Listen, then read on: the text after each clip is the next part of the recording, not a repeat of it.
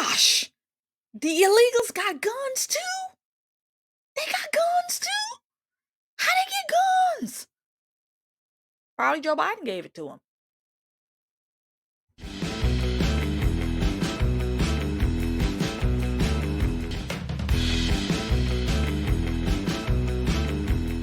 So, a couple of days ago, Brandon Johnson came out here to fulfill a campaign promise that he made while he was on the campaign trail. And so he said to the people that I'm going to stop the shots fired program. If you put me in, I'm going to stop the shots fired program. That program, just so you know, is a program that lets police know when shots have been fired. Just what it's called. It's a shots spotter. So if shots have been heard, that thing somehow the police gets notice and they get themselves on the scene. As you know, Chicago is a blood sport when it comes to shootings. There's a shooting probably every minute. And so, but he said to the people, when I get in, I'm going to stop that. So you don't have to worry about the police coming to your door anymore because of shots fired. I'm going to get rid of that because that is racist. Okay? And so now he has. And so I'm assuming the same 2 days ago, he came out and he said, okay, this is done. We're done. I have fulfilled this here campaign promise. I have fulfilled it for you. It is done.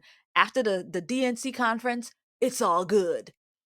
And so 2 days ago, as you're going to see in a news clipping, there was a shooting. 7 people shot. 7 people shot. And not just 7 people shot, but it turns out that it was illegals who were involved with this here shooting. So now you telling the Chicago people, first of all, you saying we're a sanctuary city, come on, come all, and the buses keep coming. So you're getting young military age men pouring into your city every day.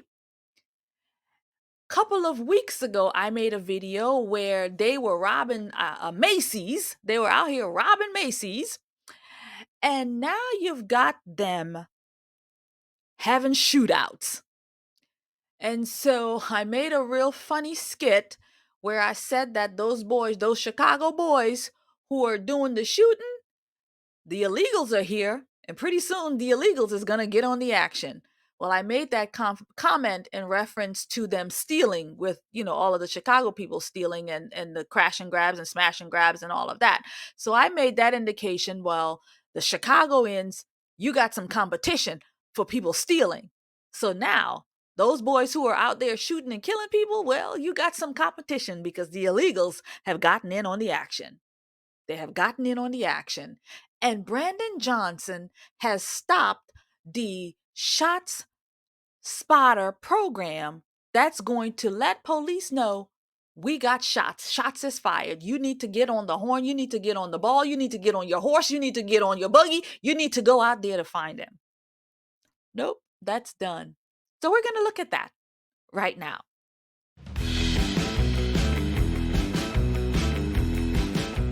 Hello, friends, and welcome to The Conservative Poet. I am Amania, and I want to say thank you to all of the new subscribers. We got a whole lot of people that hit that subscribe button, and I want to say thank you for doing that because I will surely work hard to entertain you, to bring you information, and just to be the fighter out here in the streets for you. So, thank you for subscribing. God bless you and God keep you. Hello, fellow patriots. Thank you so much for your support. And again, you can do so by purchasing products from the Orlando Patriots, mugs, t-shirts, all of your patriotic gear. We are in an election year, so we need to show the world that we support our candidates, especially President Trump. So get some gear at theorlandopatriot.com and you'll get 30% off. Thank you for your support. It means the world to me. I'll see you there. Tonight surrounding a shooting that wounded 7 people in Chicago's Little Village neighborhood. Yeah, CBS 2's Darius Johnson reports it all started with an argument over a parking spot. There are still remnants of crime scene tape here at 30th and St. Louis, and Chicago police have yet to catch up to the gunman, who they say took off in a white van. Little Village, also known as La Villita, is a popular spot for Mexican Americans here in Chicago. Go to Little Village for good tacos, for good food, and the stores that we have. We have 2 miles of nothing of businesses. So we want people to come shop. We want people to come to our neighborhood. That's Baltazar Enriquez with the Little Village Community Council. He's hoping to rebuild relationships with police after a police officer shot and killed 13-year-old Adam Toledo in 2021. We want to make sure that the friction doesn't continue and it doesn't become a trend. At the same time, he's hoping to keep up the image of Little Village that doesn't include violence. We don't want that to be the notion of Little Village. Sunday morning, police say 4 women and 3 men were shot after an argument. Enriquez says it was an argument between migrants and Little Village residents about a car that was double parked. The asylum seekers that were parking were not from the neighborhood. They were staying on 22nd and Halsted. We're not sure if they came to visit someone here in Little Village, and a scuffle then began. Somebody pulled out a gun and began shooting. We're not sure which side began the shooting. Police say the gunman drove off in a white van. 22nd Ward Alderman Mike Rodriguez lives just a few blocks away. This shooting occurred just blocks from my home. My neighbors, my family, we all deserve to live in peace and safety. This is absolutely unacceptable. He adds, when one person becomes a victim of violence, we all become victims. Regardless if you're a migrant, resident, or a citizen of our great city, you deserve peace and safety. We all deserve peace and safety. Thursday morning, residents and leaders right here in Little Village will meet with the local police district. There, they will discuss concerns and ways to better strengthen the relationship. Seen that, heard that, good. So these people who are seeking the American dream, they're running away from persecution. They're running away from bad times. They're running away from bad government, political persecution, to a safe haven such as here in the United States. But it looks like they've brought along some really bad habits with them, such as theft, such as shootings, as we just saw in this here video. These people are coming here, 7 people shot over a parking space from if these people are migrants, they just got here, they ain't got no car, they ain't got no money, how you get a car? How you get a car? Maybe Joe Biden gave it to him, just like he probably gave him the gun too, but I'm just saying, I'm just trying to understand. How y'all ain't got nothing? You come here looking for better, and yet here you are shooting and killing people, beating up police officers, robbing people. I don't understand it. And now they're talking about they want to make better relations with the police. Y'all need to be talking to ICE, okay? We need to be having conversations with ICE in reference to this. Not the police, but ICE.